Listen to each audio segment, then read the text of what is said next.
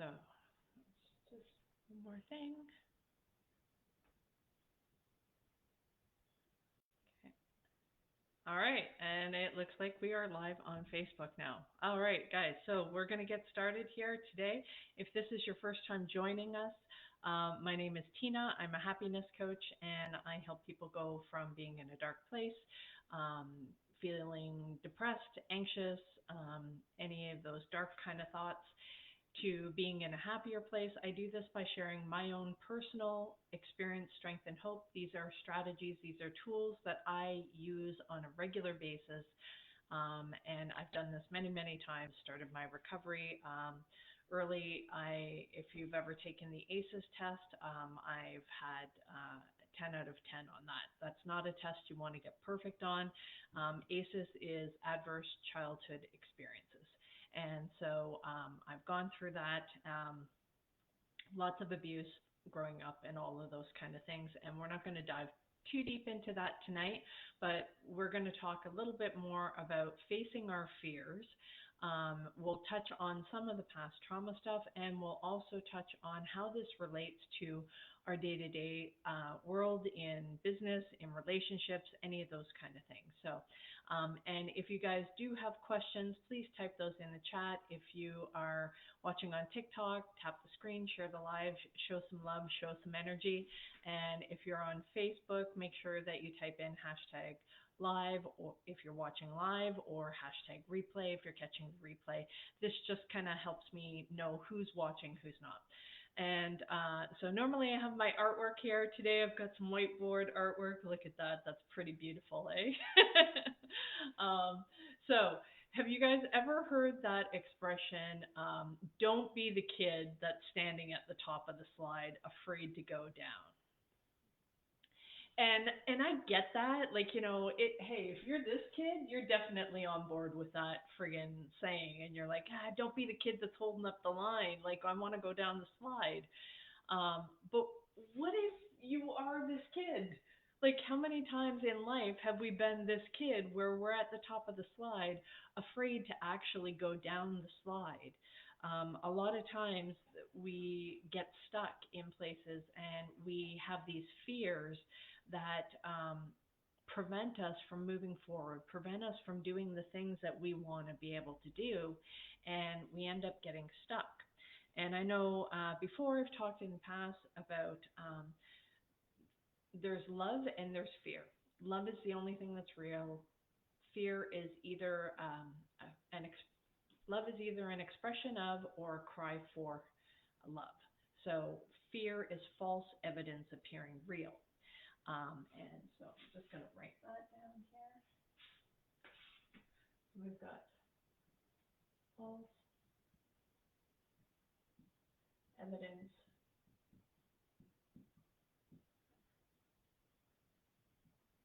appearing real.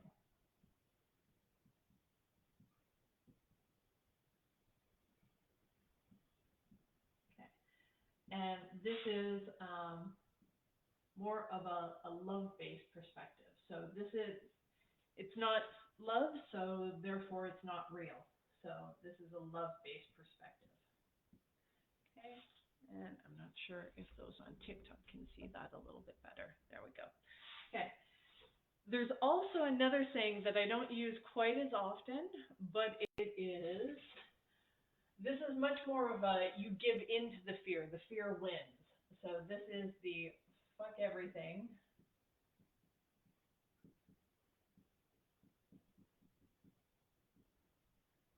and run. So this is much more a fear-based energy. So this is where the fear sometimes wins, and we don't kind of embrace that energy of love, that energy of strength, that energy of expansiveness, and we give into those fears, and we get stuck in thinking that the obstacles that we're facing or the challenges that we're facing are too scary, that we can't follow through on them. And there's always this whole tug of war energy that ends up happening between love and fear, right? we have this tug of war between us of wanting to embrace and expand to uh, do new challenges, to be able to face things and grow and do any inner work, any of those kind of things. Go to the next level in our business, apply for a job promotion. Any of those kind of things can bring up this sense of fear of, can I do this? Will I be able to follow through on this? And we go back and forth with this oftentimes. And I know myself, I get stuck a lot of times, more times than not. But knowing how to work through it and giving your fears a voice is really important. So I did this today, so I kind of get in some of this mindset. I'll see one little thing that happens, and it's like, okay, that one didn't get to me, but then there's another thing, and there's another thing, and there's all these little chips that we get through the day that are kind of, you know, tapping at the armor that we have. And it gets into our mind and it causes seeds of doubt to form. And anybody that's spiritual or religious, they know that the devil uses seeds of doubt to uh, get us to do things that we wouldn't normally do. We will act out and behave badly if we're feeling fearful, if we're feeling doubt. And if there's enough of those seeds there, they've taken root, then we end up going into this, the that version of fear instead of the, oh, this isn't even real and I'm worried about this for nothing, and I can look at this and I can choose to do something different. So what we need in this case is we need, and this is what I do, is if I'm feeling that fear and I'm feeling that anxiety, I will give that fear a voice and write down all of the things. And the more no holds barred that I can do this, the better it is, because then I am able to um, look at that a little bit more objectively, and I can kind of see, oh, you know what? Half of this stuff is just nonsense. It's not even real, right? So then I'm much more on the love side of the tug of war instead of the fear side. And if I give into that fear, then what it usually sounds like is, oh, well, that person didn't like what I did. Oh, okay, and this person didn't like what I did. Maybe I'm not doing the right thing. Maybe I'm doing it wrong. Maybe they just don't like me. You know, all of these thoughts, these negative thoughts. And if you haven't done any healing work, it's going to pull in all of the ammo that it's gathered, your brain has gathered over the years, however long you've been alive, and it's going to start producing evidence to you to prove that, see, I knew we couldn't do it. See, I knew we weren't good enough. See, I knew this was a bad idea, all of those things. And it's just going to do things to try and tell us of why we shouldn't try something new, why we shouldn't do the change that we had made the decision on. We knew that this was the right direction, but then we end up caving on these things because the fear kicks in, it overrides, and our emotions kick in, and then we are not operating from a place of love, we're operating from a place of fear, and we don't do the things, and then we get disappointed with ourselves, and then we end up continuing this cycle and adding to the pile of evidence of why we can't do things, why everything becomes too hard and we become stuck. So the whole point of this is to be able to actually face those fears. And in doing so, when you actually go through the process of writing down what those fears are, you may come across some, because here's the thing, is sometimes some of those are legit fears. And it's like, oh, well, if this happens, this is going to be really bad. And then you're like, I really don't want that to happen. I don't want to accept that truth. And we tend to avoid, right? So then we use that as evidence of why we shouldn't do the thing. Now, if there is enough of those things, you may want to say, okay, you know what? I don't actually want to do that thing. I am going to do this other thing instead. So, but if you look at those things and you do come across ones that are possibly legit fears and that they're cause for concern, one of the ways that I find the best to get over those is to be able to know what the solution is. If that worst case scenario happens, then what is the next step? What is the next logical step of how would I deal with that? And I sit with that and I sit with those emotions so that I can feel those fears and still find the courage to do it anyway, right? So feel the fear and do it anyway. And when we do that, it also, when we write it down and we are able to put in some sort of action plan, it's like, okay, well, um, you know, hey, so example, when I'm traveling, I always have this fear of they're going to lose my luggage. So there's a couple of things that I do. One is I try to have a direct flight. I don't get connecting flights if possible. I also tend to upgrade to business class or first class wherever possible. So they tend to have a little bit better care with the luggage, right? That being said, if I can't, I still take precautions of, well, if they did lose my luggage, okay, the stuff that I do as carry on, I make sure I have a change of clothes and I take all my medications or anything like that with me, my makeup, my hair. I have all of that stuff in the in the carry-on so that I could at least make it through the night and hopefully they would get my luggage to me in time. So this is an example of dealing with the fear. It's like if you're traveling, you have this fear they're going to lose your luggage, then what would be the next steps? Okay, if they did, then what would I do? Okay, well, I'd have to, go find, you know, a change of clothes or something like that, or, you know, understanding what those next steps are helps mitigate those fears and it helps avoid some of those problems, right? Um, so the other thing that you can have as you're dealing with the fears is you might come across something where somebody else's voice, somebody else's opinions, ideas, or maybe it's somebody that we respect or look up to. Their voice comes in our head, and that causes us the fear to not move forward on something. And it's like, well, what if they don't like it? What if they think that this isn't a good idea? All of those things. What if you're in that what if mode, more than likely you're in a fear state. And if you stay in those what ifs and you don't play the what if game properly, um, because most people only play the what if game. What if everything is terrible? What if everything is bad? What if everything's a disaster? Not very often do we play the what if game in the right way, which is what if everything goes amazing? What if everything works out exactly the way we hoped it to?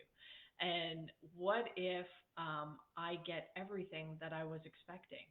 And then those actually should be the things that you worry about. It's like, okay, if are you hit a sales target and you're going to bring in, you have 5 sales rep and you expect them to bring in 10 clients each that month. Can you handle 50 new clients in a month?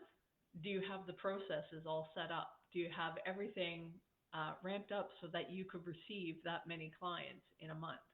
Right? So those kind of things, it's like, oh, if I actually got everything that I was looking for, it would actually be too overwhelming and maybe I need to put some things in place. So, sometimes it can be a blessing not to receive the very things that we're hoping for until we're actually ready, right? So, so sometimes some of the fear comes from somebody else's voice that we look up to. Um, and we have this whole challenge of, I know for myself, growing up in the environment that I grew up in, I learned very early not to want for things, not to, um, because my mom was a single mom most of the time and we didn't have a whole lot. So I learned it was easier not to want for anything. Um, and there were times though when I did want certain things. Um, it was probably my mom being stressed and really tight on money, and I got called um, ungrateful. I should just be happy with the things that I have. And so you kind of learn this conditioning of not wanting for things. And so um, it's kind of like, that you're entitled kind of thing versus you deserve, right? So cultiv- one of the things that I found, especially if you're into manifesting and stuff like that, hey John, happy birthday. You're 35 this week. Well, happy birthday. So when you are looking at things and you're setting goals, it's important to be able to cultivate a belief and a desire that you are actually deserving of the thing that it is that you want. And because I had this thought process of I'm not allowed to want for things. I'm not allowed to ask for anything nice. I should be happy with the basics. It has to be practical. It has to be useful. There's no extra money for fun stuff, right? So that was kind of like the mindset I grew up with. And so when you carry that into your adulthood and you say are in a work environment, then what that translates to is oftentimes you won't speak up and ask for the things that you want. Maybe that's a more challenging project. Maybe that's you want to grow in a different career path. Maybe you want to be able to get a promotion or ask for more money. Any of those kind of things, it can hold you back in ways that you're maybe not making the connection of where you learned that in your childhood compared to what's going on in your adult life. And so this is where some of your past trauma can come in and hold you back from some of the things that you actually want in life.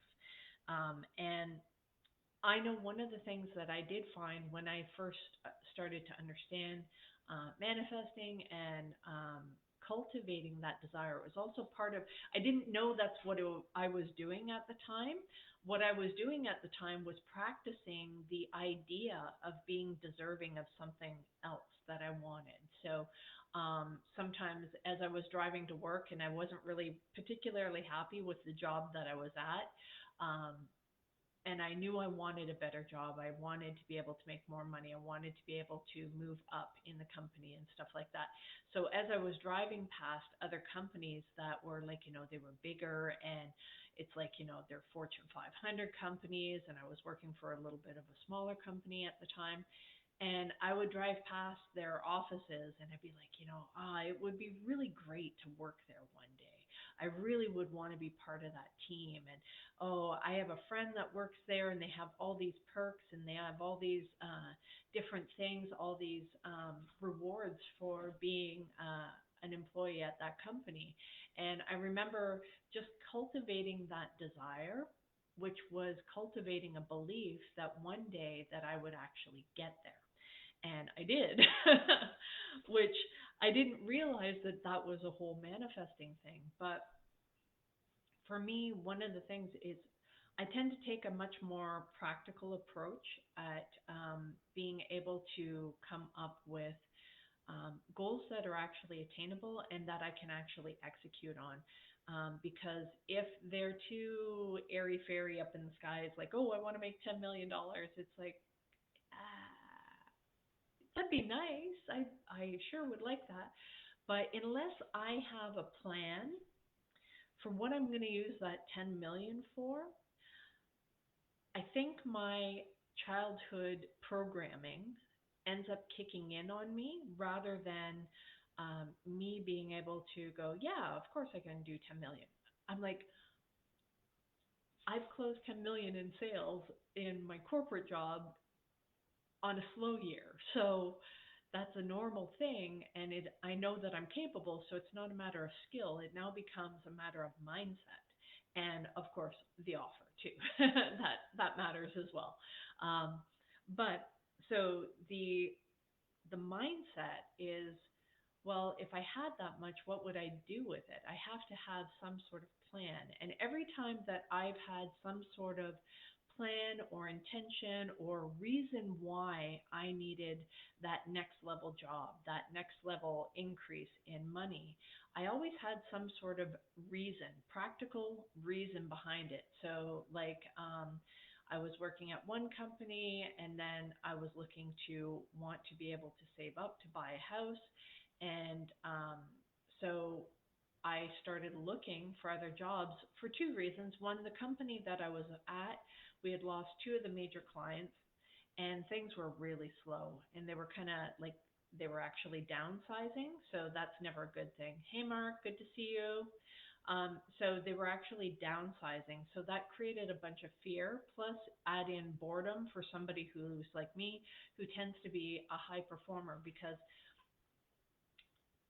I not only did the job that I was hired for, I always had a side gig. I always had something else on the go. In addition to the recovery work and the social groups that I was involved in, I had all of these things. I had a very full, active life. And so when I realized that, I'm like, oh, okay, I actually want to save for a house and I want to be able to buy a house. So when I crunched the numbers, when it came down to knowing the numbers, I was like, damn, this is going to take a lot longer if I stay on this path. How can I possibly speed that up if I was making more money? So, of course, I tried with the company I was at first to see where I could get to so that I could hit that income level that I was looking for to be able to achieve the actual goals. I had tangible thought out goals of why I needed that extra money. And when I had that, then I was able to put a plan in place to try and move forward. Hey, Peter, good to see you. And so what ended up happening is I ended up applying for a few different jobs outside.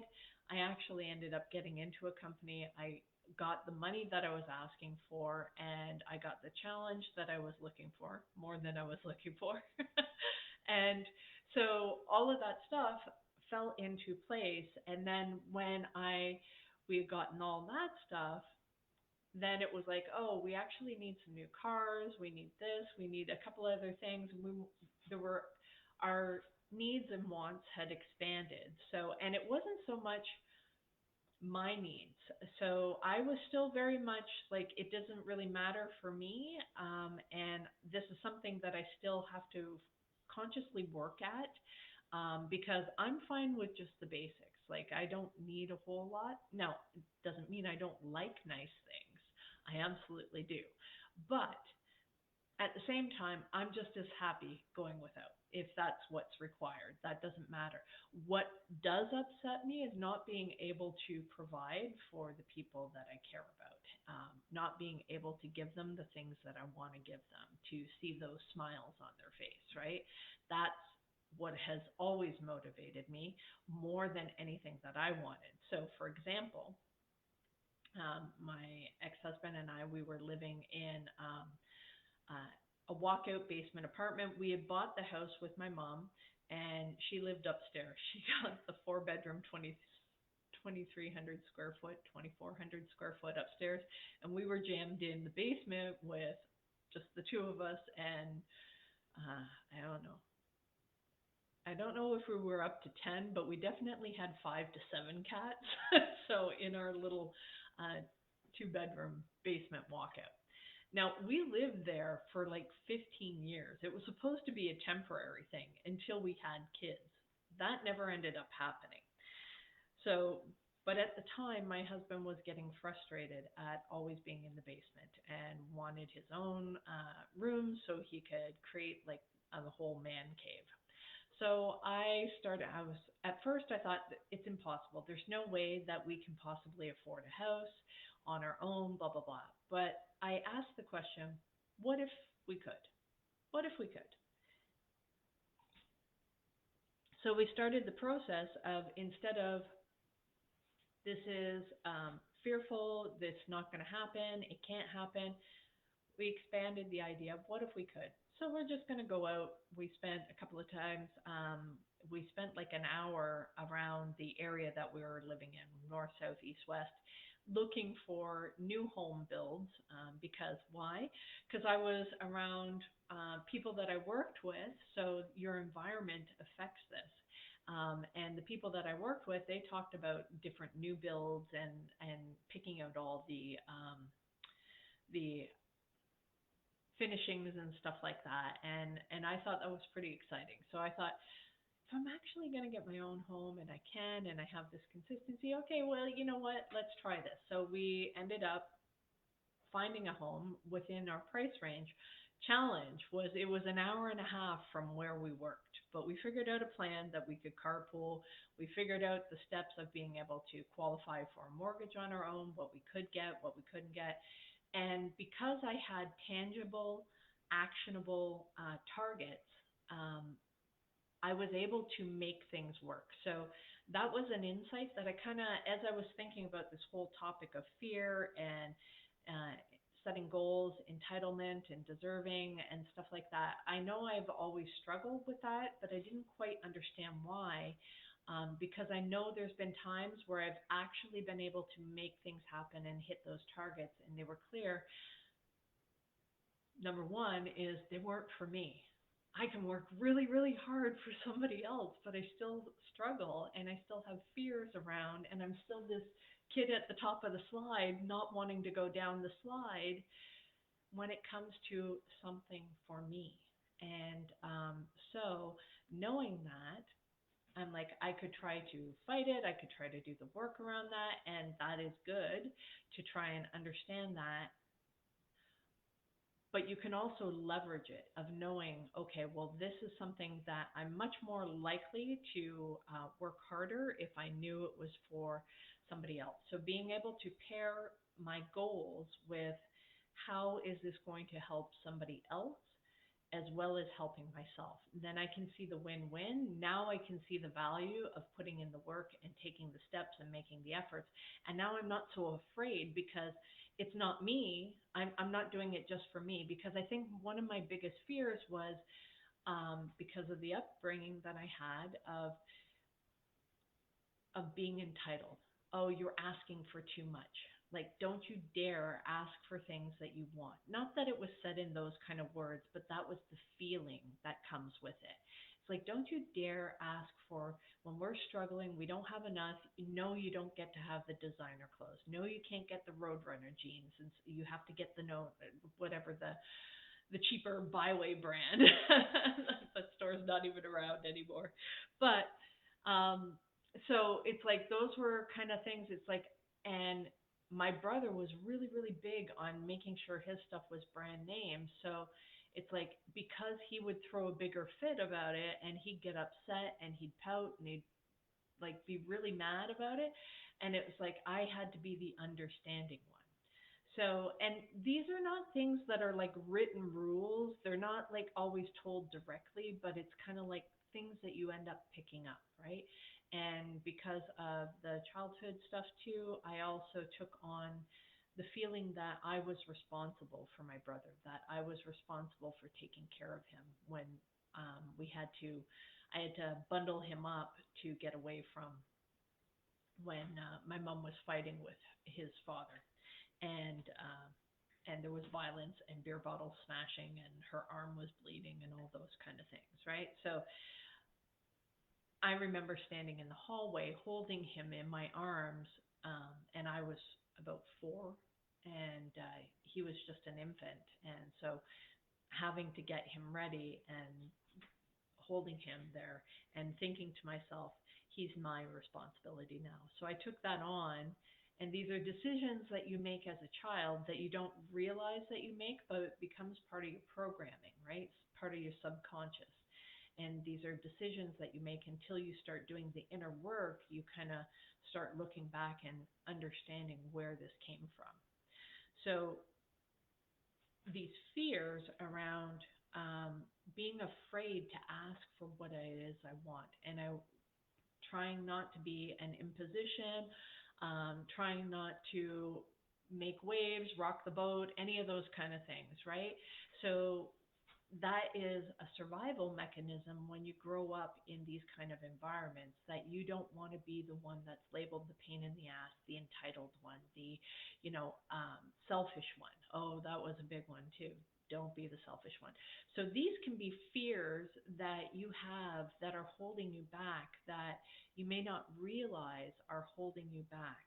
And it's when you start to dig of and giving your fears that voice, then you can start to kind of go, okay, where did this come from? Whose voice is this in? Where do I first remember feeling like this? And when you trace those things back, then you can start to see the connections of, oh, this is my 4-year-old self that's holding me back from this. It's the 4-year-old at the top of the slide that's afraid to go down. What can I do to show her it's false evidence appearing real? What can I do to reassure her, give her that love, give her that support so that she would feel more comfortable? So, in terms of being able to receive and receive the things that I want, um, I have to be able to um, pair that up with, not only am I going to benefit, how is the other person going to benefit if I get what I want? If I get what I want and I'm able to do that, it can't just be me winning. So if I'm that way, then I know that I have to do something to align it with who else is going to win if I win, right? Um, and I know that doesn't quite make sense because it's like, we all don't get the winner's trophy, but at the same time, at least having a collaboration, a partnership of a win-win solution. And I've always focused more on those kind of things of how can we all win in this situation, right? So these kind of things, these are fears that can hold you back. And it's little things like this that if you don't take the time to give yourself and give your fears that voice, to be able to talk that out, write that out, um, then it makes it very difficult to pinpoint why you're not moving forward. And it can become very frustrating because another saying that people talk about um, is like, hey, if you know better, you do better. And most of the time, that's true. There are some other times, though, where you know better, you know what the right things are to do, yet we still don't do them. How many people know that it's better to eat vegetables as opposed to, potato chips or French fries, or to eat chicken or lean meat or maybe even vegan? I don't know. How many people know that those are things are good? How many people know the things that are bad for them? So they know better, but they don't always do better. Why? Because there's an emotional connection, there's an emotional block, and this is where we need to do the inner work to be able to dig that stuff up and make different decisions and understand where the original decisions were made, the root cause, finding the root cause and putting in corrective action. And when you make those connections, it can feel like this whole aha moment that you get this insight, this awareness, and you're like this feeling of elation actually, because you're like, oh, it's like you found the missing piece of why you are doing the things that you're doing when you know that you don't want to be doing these things. And until you keep doing that inner work and digging to find that missing piece, um, it's really important.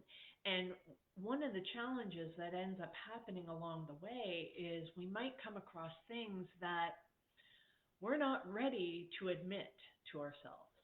And so we go into denial about those things. And we end up, I don't want to look at that. That's too painful, because if I acknowledge this thing, then I'm going to have to start taking some actions that are going to make me very, very uncomfortable, that might upset a lot of people, that might do things. So then we tell ourselves, no, no, no, no, no, it's not that important. I didn't really want that. I just wanted to come up to the top of the slide. I can go back down. I don't need to go down the slide. I'll just go back down the stairs, right? So we back out of the things that we said we wanted to do, because we end up confronting pieces of things that it brings up certain fears that we're not ready to face yet. And so then that turns into like a self sabotage thing, which I'm not a big fan of that phrase because I don't think we actually self sabotage. Um, I think it is our protection mechanisms kick in, preventing us from taking those forward steps. And sometimes those are actually a good thing. Um, and we should actually honor and respect those things. Now, that doesn't mean you always stay with it. You can push through those in certain ways, but you have to at least honor it and respect it enough to, because it's your inner child that is usually afraid.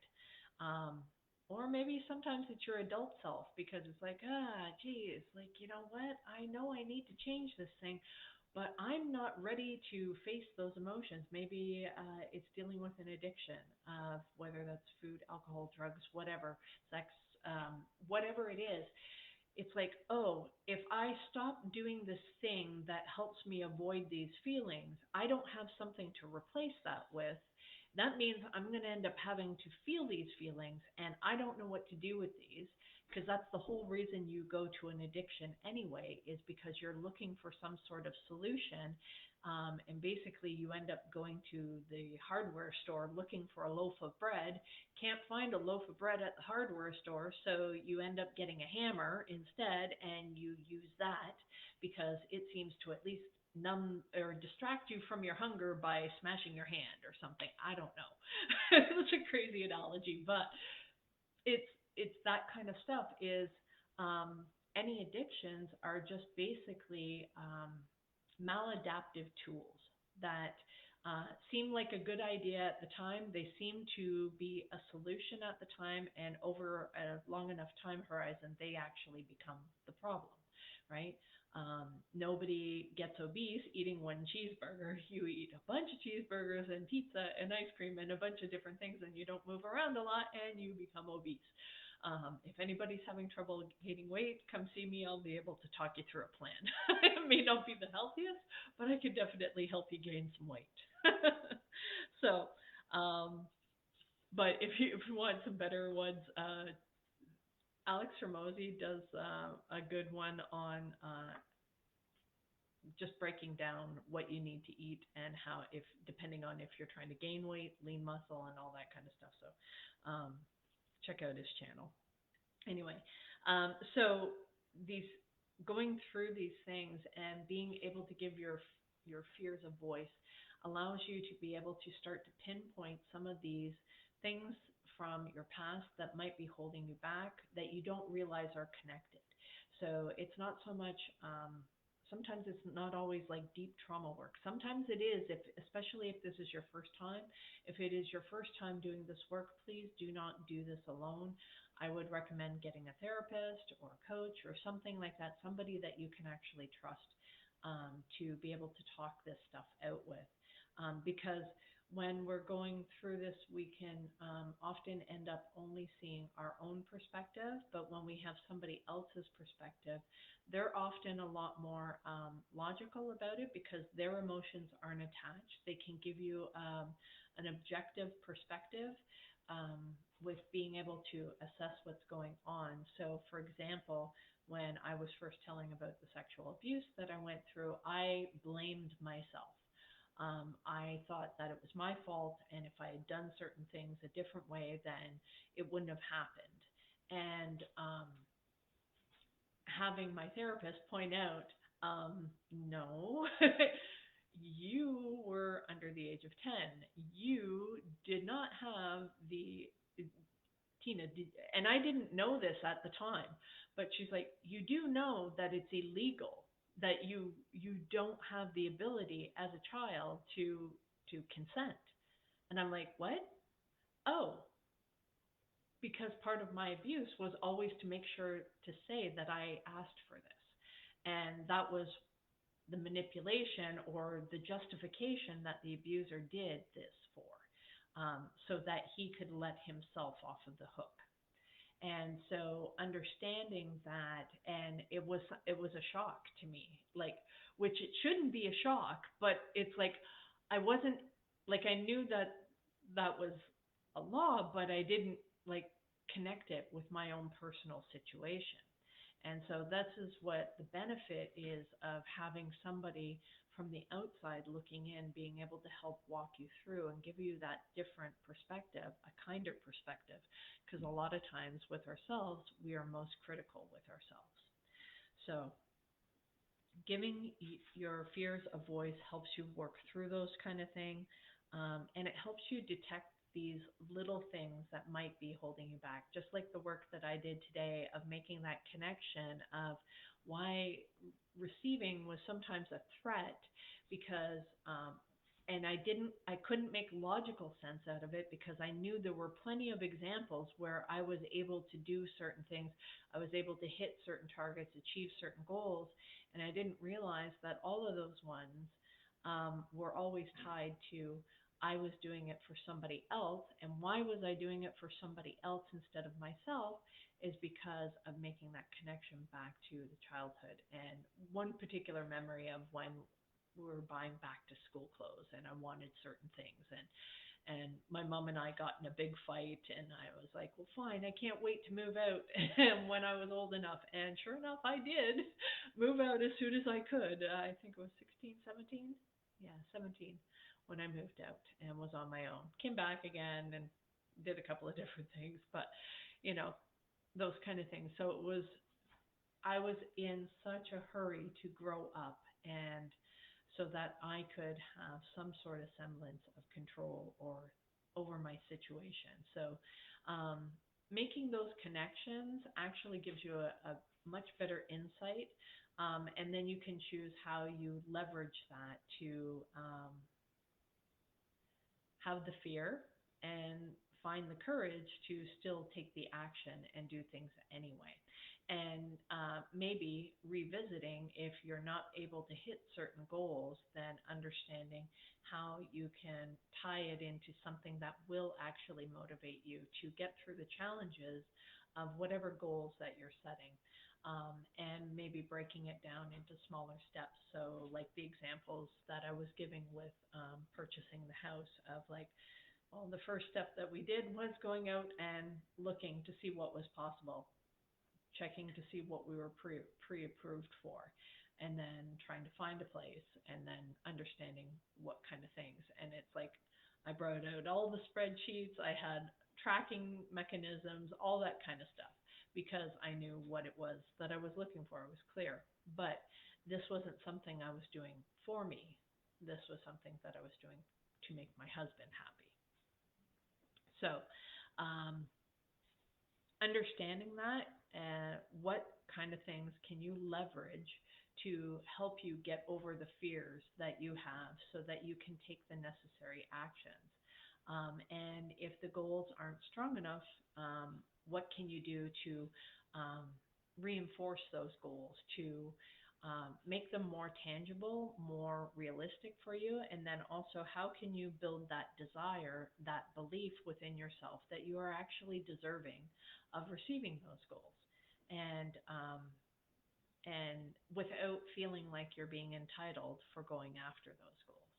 So hopefully that was helpful. And if you guys came in partway through, I will be uploading the replays on YouTube. You can check me out at Coach Tina B 125, and you can watch the replays there. You'll also see some of my artwork that I do. So stuff like this over here. Oh, you can't see there on TikTok. There we go.